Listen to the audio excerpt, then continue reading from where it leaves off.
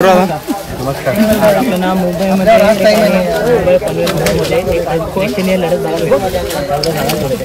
सुंदर अशी गाडी पळाली. सुट्टी मेकर आमचे नानाचे सगळे साथीदार, परत आमचे कोसगाव चे सर्व मित्रमंडळी, तसेच आमचे ड्रायव्हर न होते घरातले व्यक्ती म्हणजे नाना, म्हणजे बैलाचे मालकच समजा त्याचे नाना होते स्वतः ड्रायव्हर. त्याच्यामुळे निश्चित होतं सुंदर अशी मैत्रीपूर्ण लढत झाली. आणि त्या लढतीमध्ये आमचा भुंगा आणि गोष्टा सर्जा ही अतिशय सुंदर अशी वेगवान पळणारी गाडी होती. आज परत तिचा योग आला फेऱ्यानंतर आणि सुंदर असा गुलाल प्राप्त केला आणि गाडी सुंदर अशी झाली, मैत्रीपूर्ण लढत झाली.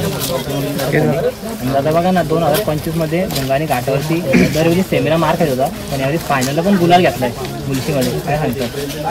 भुंगा प्लस नाना, नाना प्लस गुलाल हे तर जग जाहीर आहे. नानांच्या दावणीला गेला, नवीन वर्षाची सुरुवात झाली.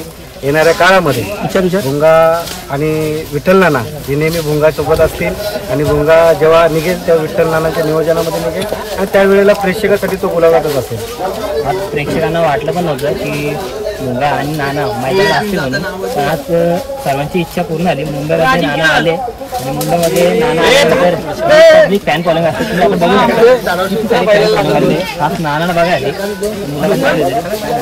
नानांच्यावरती जीवापाड प्रेम करणारा प्रेक्षक वर्ग आहे. नानांचा स्वभाव असा आहे, छोटा असू दे, मोठा असू, श्रीमंत असू दे किंवा गरीब असू दे, सगळ्यांनी एक समान त्यांना मान देतात. त्यांच्या घरी जाऊ दे किंवा ते बाहेर भेटू दे. मी बघत आलो आणि नेहमी माईटमध्ये सांगत आलो कारण नाना ज्या वेळेला नानांच्या घरी म्हणजे दिवसभर माणसं चालू असतात, कोणीही असं बिन फोटूचा आणि बिन नाराज जात नाही. कारण की नाना संपत्तीने लहान असले तरी मनाने आणि फॅन फॉलोवर आणि माणसांनी खूप श्रीमंत आहेत. मी नेहमी सांगत होतो ही गोष्ट. भुंगाडॉन आपल्याला जे माहिती, पण जास्त करून आपल्या भुंगाडॉन कोण असतात? आता तर भुंगाजवळ आपले कोसगावचे सगळे आपले मंडळी असतात. शुभम असतो, आख्या असतो, परत आपला हेमंत असतो, दर्शन असतो, परत आमचा परत भंगारपाड्याची मंडळी असते. असे आमचे भरपूर पोरं आहेत. असे नाव घ्यायला गेलं तर आता ते घ्यायचं असतो म्हणजे असंख्य असतो. आणि नानांचे तिकडे असतं तर नानांचं कुटुंब असतो, म्हणजे माझं कुटुंब इकडे आणि त्यांचं कुटुंब तिकडे. म्हणजे भुंगाला दोन्ही मालक पश्चिम महाराष्ट्रामध्ये पण असलं तरी आणि मुंबईमध्ये असलं तरी दोन्ही मालक सांभाळूनच त्याचं नियोजन करतात. 26 जानेवारीला एक नाना पुन्हा मुंबईमध्ये बघायला भेटले. बघू नानांना पण, नानांची शेती वगैरे पण लागवड वगैरे भरपूर चालू आहे.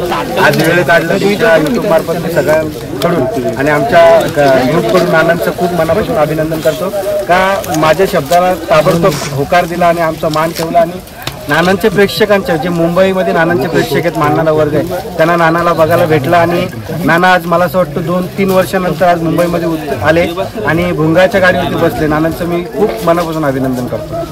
विठ्ठल नाना आपल्याला आम्हाला माहिती भुंगा आलाय, तर तुम्ही काय बोलाल त्याबद्दल? मुंबईला काय आपला जायचं काय, कधी इकडे लागला, इकडे शर्यत जमली, इकडे तिकडे घाटावं मैदान झालं घाटावं. आणि पहिली या वर्षीची सुरुवात मुंबईत पहिलाच गुलाब करून दिला त्यांनी. म्हणजे या वर्षी बदली झालं 25ला बी सुरुवात करून दिली त्यांनी, आता सुरुवात केली त्यांनी मुंबईत. मुंबईमध्ये बरं मानाली एवढी कमी झालं. मुंबईमध्ये येऊन कसं वाटलं तुम्हाला? आणि पब्लिकचं प्रेम बघा तुमच्यासाठी किती सारी पब्लिक आले खास भुंगाला बघा आणि तुम्हाला वगैरे. हो भरपूर आले. त्याप्रमाणे ना मी मागे विचारलेला तर मुंबईमधला सर्वात तुफानी फेरा पडला, त्याचनुसार आज मुंबईमधली शर्यत देखील बघायला भेटली. काय बैल जेव्हा मी मैदानात आणला तेव्हा बैल थोडा आजारी वाटत होता मला, कारण की बैलाचा प्रवास झाला. काल बैल फ्रेश होता. अचानक बैल जेव्हा काढला तेव्हा खूप असा नाराज होता आणि बैलाने पूर्ण अंगावरती काटे उभे केले होते. आणि तुम्ही बघत असाल तर दात पण त्याचे म्हणजे काटा पण आला आहे जरा जिभेवरती. आम्ही थोडे नानांचे माझी चर्चा आली, पण शेवटी माझा स्वभाव आहे, जे गाडी जमले ते मी लवकर गाडी कॅन्सल करत नाही आणि काळोख झाला तरच. बाकी अशी कुठली गाडी ठीक आहे, बैल आहे, कोण जिंकणार आहे कोणतरी हारणार आहे, पण जाऊ दे. आता बोललो शेवटी नशिबाची साथ असली आणि गुलाल जर आम्हाला असेल तर 100% भुंगा आमची इज्जत ठेवेल. आणि तसंच झालं, भुंगाने आमची इज्जत ठेवली. आणि ही लढत पाहण्याची मला खूप आतुरता होती, कारण की मी ही लढतीसाठी खूप असं पहिला पण नियोजन करायचा प्रयत्न केला, पण झाला नाही. वाटलं नव्हतं ही गाडी मला जोड होईल, पण शेवटी जोड झाली. मैत्रीपूर्ण लढत झाली आणि सुंदर अशा गाड्या दोन्ही पळाल्या. त्यांना पण शुभेच्छा. आणि येणाऱ्या काळामध्ये आमचा अंबरनाथचाच आहे पाल्याचा बादल, शेवटी तो आमचा अंबरनाथ करातला पुढे येऊन बादल आणि आपला भुंगा ही गाडी प्रेक्षकांना पळताना दिसेल. दादा आणखी विचार झाला ना तर या मैदानाचा देखील एक वेगळा इतिहास आहे, त्याबद्दल सांगा ना. इतिहास म्हणजे माझा जपान होता. माझं तुम्हाला सांगू, गेल्या वर्षी ह्या मैदानाला जेव्हा मी आलो होतो तेव्हा माझा तेजाचा इथे पाय पळता पळता मोडला होता. आज त्याच्यानंतर 1.5-2 वर्ष झाली या मैदानात मी आलो नव्हतो. मी याच्यापूर्वी 2 शर्ती या मैदानामध्ये हरलो होतो. मी असं मागे नानांची चर्चा झाली होती का बाबा इथे हे मैदान आपल्याला थोडं त्रासदायक होतं, त्याच्यामुळे मी टाळत होतो. पण शेवटी बोललो जाऊ दे, आता नवीन वर्ष नवीन सुरुवात झाली, चला आपण परत एकदा चान्स घेऊन बघू.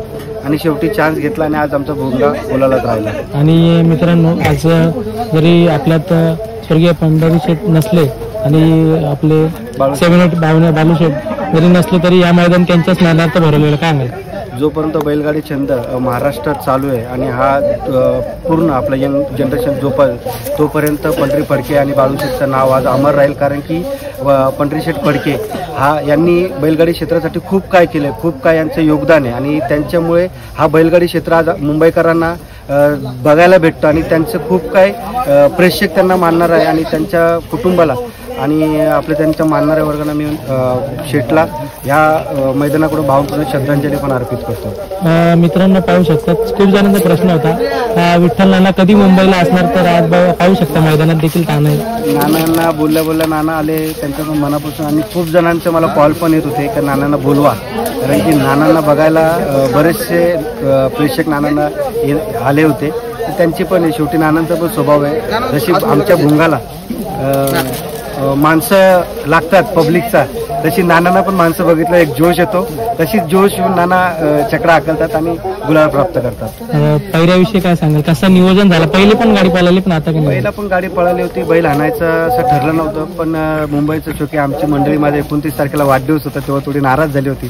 त्याच्यानंतर नानांना मी गोष्ट सांगितली. नाना बोलले ठीक आहे तुम्ही ठरवा, आपण इकडे नियोजन करूया. आणि 2 दिवसापूर्वीच आपण मैदान झाला. त्याच्यानंतर बैल उतरवला इकडे आणि प्रेक्षणीय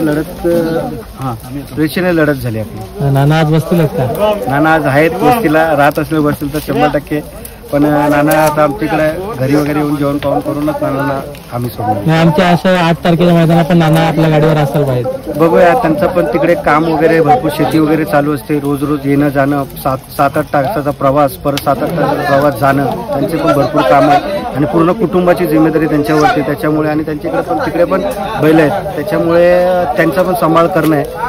त्याच्यामुळे त्यांना आपण फोर्स नाही करू शकत. पण तुमच्या मार्फत तुम्ही विचारता नानांना मी म्हणजे विचारान, जर त्यांना वेळ असेल तर 100% 8 तारखेला बैल पळताना दिसेल. नाना पण दिसतील. चालेल दादा, माझ्याकडनं शुभेच्छा असतील तुम्हाला सर्वांना.